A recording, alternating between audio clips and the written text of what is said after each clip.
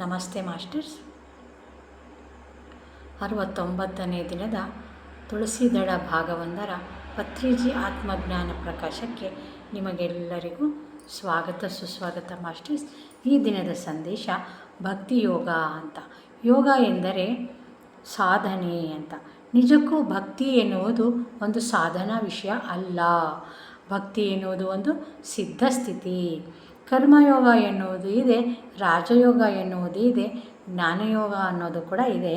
ಆದರೆ ಭಕ್ತಿಯೋಗ ಎನ್ನುವುದು ಸಿದ್ಧಾಂತಪರವಾಗಿ ಇಲ್ಲವೇ ಇಲ್ಲ ಅಂತ ಹೇಳ್ತಾ ಇದ್ದಾರೆ.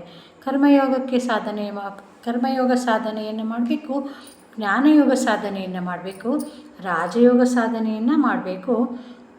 ಆದರೆ ಒಬ್ಬ ಪರಿಪಕ್ವ ಧ್ಯಾನ ಯೋಗಿಯಾದ ನಂತರ ಒಬ್ಬ ಪರಿಪಕ್ವ ಆತ್ಮಜ್ಞಾನಿಯಾದ ನಂತರ ಆ ಸಿದ್ಧ ಪುರುಷನ ಮನೋಸಹಜ ಸ್ಥಿತಿಯೇ ಭಕ್ತಿ ಅಂತ ಹೇಳ್ತಾ ಇದ್ದಾರೆ. ಭಕ್ತಿ ಎನ್ನುವುದು ಆತ್ಮದ ವಿಕಾಸದ ಹಾದಿಯಲ್ಲಿ ಅಂತಿಮ ದೆಸೆಯ ಒಂದು ನೈಜ ಸ್ಥಿತಿ. ಈ ಸ್ಥಿತಿಯಲ್ಲಿ ನಾನು ನನ್ನದು ಎಂಬುದು ಇರುವುದಿಲ್ಲ. ಸ್ವಸ್ವರೂಪಾನುಸಂಧಾನ ಭಕ್ತಿ ರೀತಿಯ ಭೀದೀಯತೆ. ಸ್ವಸ್ವರೂಪದಿಂದ ಅನುಸಂಧಾನವಾಗುವುದೇ ಭಕ್ತಿ ಎಂದು ಕರೆಯಲ್ಪಡುತ್ತದೆ. ನಾನು ನನ್ನದು ಎನ್ನುವುದು ಇಲ್ಲದ ಸ್ಥಿತಿಯೇ ನಿಜವಾದ ಸ್ವಸ್ಥಿತಿ ಅಂತ ಹೇಳ್ತಾ ಇದ್ದಾರೆ. ಭಕ್ತಿ ಎಂದರೆ ಎಲ್ಲದರಲ್ಲಿಯೂ ಪ್ರತಿಯೊಂದರಲ್ಲಿಯೂ ನಮ್ಮನ್ನು ನಾವು ನೋಡಿಕೊಳ್ಳುವ ಸ್ಥಿತಿ ಅಂತಾರೆ. ನಮ್ಮಲ್ಲೇ ಎಲ್ಲವನ್ನೂ ನೋಡಿಕೊಳ್ಳುವ ಸ್ಥಿತಿ. ಸ್ವಪರ ಭಾವನೆಗಳ ಶೂನ್ಯ ಸ್ಥಿತಿ ಅಂತ ಹೇಳ್ತಾ ಇದ್ದಾರೆ. ಯೋಗ ಸಾಧನೆಗೆ ಉಪಕ್ರಮಿಸುವ ಮೊದಲು ಮೂಢಭಕ್ತಿ, ಯೋಗ ಸಾಧನೆ ಪೂರ್ಣವಾದ ನಂತರ ಸತ್ಯೋಭಕ್ತಿ. ಅದೇ ರೀತಿ ವರ್ಣಾಶ್ರಮದ ಬಗ್ಗೆ ಏನು ಹೇಳ್ತಾರೆ ನೋಡೋಣ. ಧರ್ಮ ಅಂದರೆ ಕರ್ತವ್ಯ, ಇದು ಎರಡರ ಮೇಲೆ ಆಧಾರ ಪಟ್ಟಿರುತ್ತದೆ. ವರ್ಣ ಆಶ್ರಮ. ಧರ್ಮ ಅನ್ನೋದು ಎರಡರ ಮೇಲೆ ಆಧಾರ ಪಟ್ಟಿರುತ್ತೆ, ಅದು ವರ್ಣ ಮತ್ತು ಆಶ್ರಮ. ವರ್ಣ ಅಂದರೆ ಇಲ್ಲಿ ಬಣ್ಣ ಅಂದರೆ ಹಾರ, ಜೀವಕಾಂತಿ ಎಂದರ್ಥ.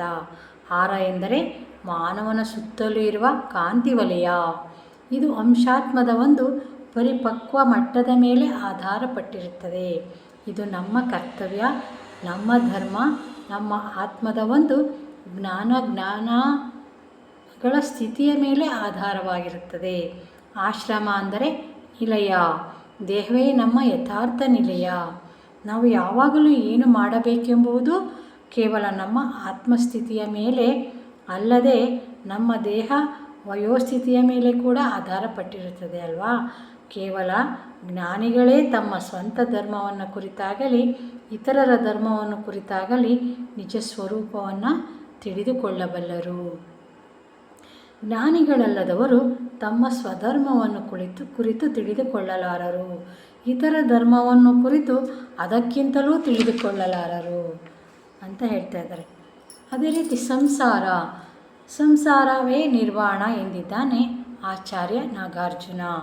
ಸಂಸಾರಿಗಳಿಗೆ ಸೋಲು ಎಂದೂ ಇಲ್ಲ, ಸನ್ಯಾಸಿಗಳಿಗೆ ಗೆಲುವು ಎಂದೂ ಇಲ್ಲ. ಆದ್ದರಿಂದ ಪರಮಪದ ಸೋಪಾನದಲ್ಲಿಯೂ ಸಹ ಸರಸ್ವತಿ ಬ್ರಹ್ಮರು ಎಂದು, ಪಾರ್ವತಿ ಪರಮೇಶ್ವರು ಎಂದು, ಲಕ್ಷ್ಮೀನಾರಾಯಣರು ಎಂದು ಸಂಸಾರ ಶ್ರೇಷ್ಠತೆಯನ್ನು ಕುರಿತು ಒತ್ತಿ ಹೇಳಲ್ಪಟ್ಟಿದೆ. ಸಂಸಾರದಿಂದ ದೂರವಾಗಿ ಎಂದಿಗೂ ಓಡಿ ಹೋಗಬಾರದು. ಸಂಸಾರದಲ್ಲಿ ಇರುತ್ತಲೇ ಎಲ್ಲ ಸಮಸ್ಯೆಗಳನ್ನು ಪರಿಹರಿಸಿಕೊಳ್ಳುತ್ತಿರಬೇಕು. ಸಮಸ್ಯೆಗಳು ಎನ್ನುವುದು ನಮಗೆ ಸವಾಲುಗಳು ಇದ್ದರನ್ನೇ ನಾವು ಪರಿಶ್ರಮದಿಂದ ಜೀವನವನ್ನು ಸಾಗಿಸೋದು.